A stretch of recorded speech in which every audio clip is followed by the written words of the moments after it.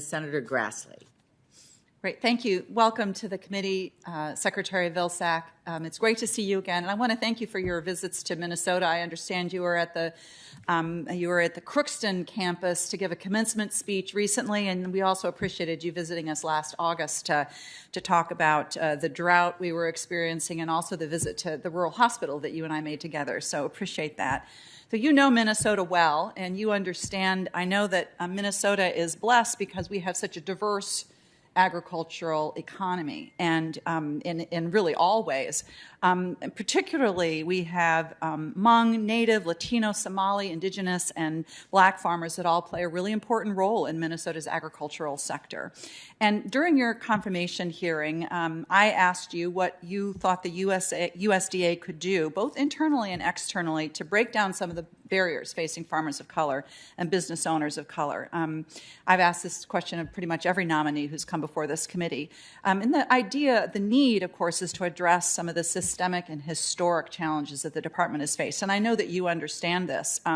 You and I have talked about it frequently. So I'm wondering if you could give us an update, give us a sense of how you have made equity and fairness a priority at the USDA, and tell us a little bit, maybe give us some examples of the work that you've been doing.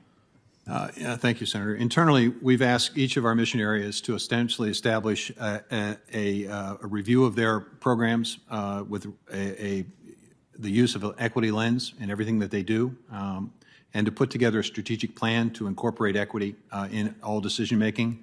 Those plans have now been consolidated into a single department-wide plan, over 500 recommendations that are in the process of being implemented.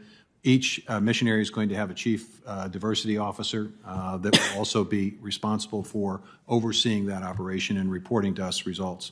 But that's not enough to do an internal review. We also have to have an external review, and that external review is now being conducted by the Equity Commission that was formed as a result of the American Rescue Plan. We have individuals who are very serious thinkers who are taking a look at the systemic nature of our programs, and we expect and anticipate the beginnings of a set of recommendations on both the farm service programs and on the rural development programs during the course of this calendar year. And we will certainly look for ways to implement the Equity Commission recommendations to remove those systemic barriers.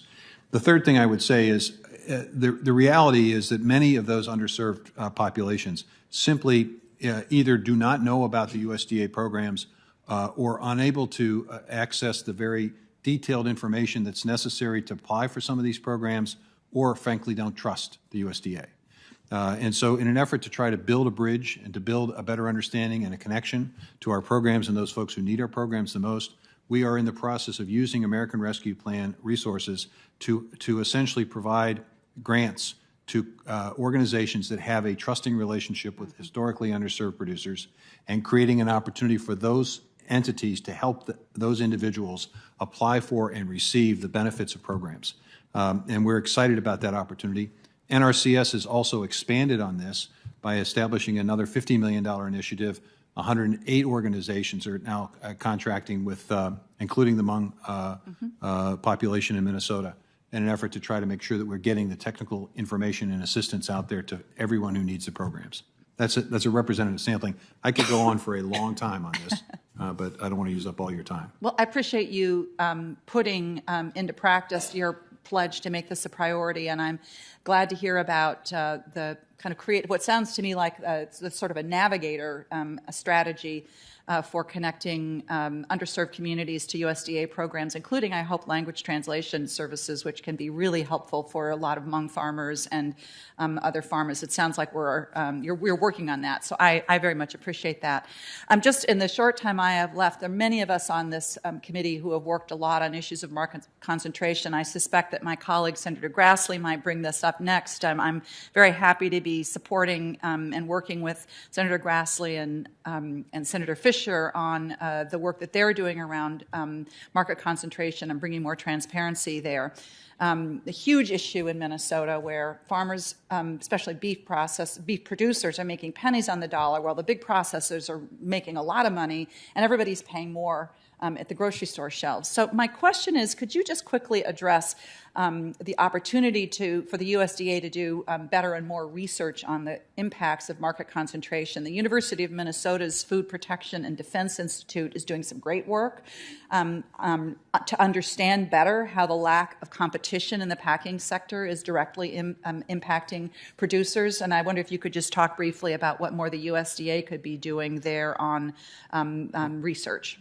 Part of what we announced as part of our package to provide assistance and help to expand processing capacity today is a study that was required by the President's competition order that speaks a bit to this issue.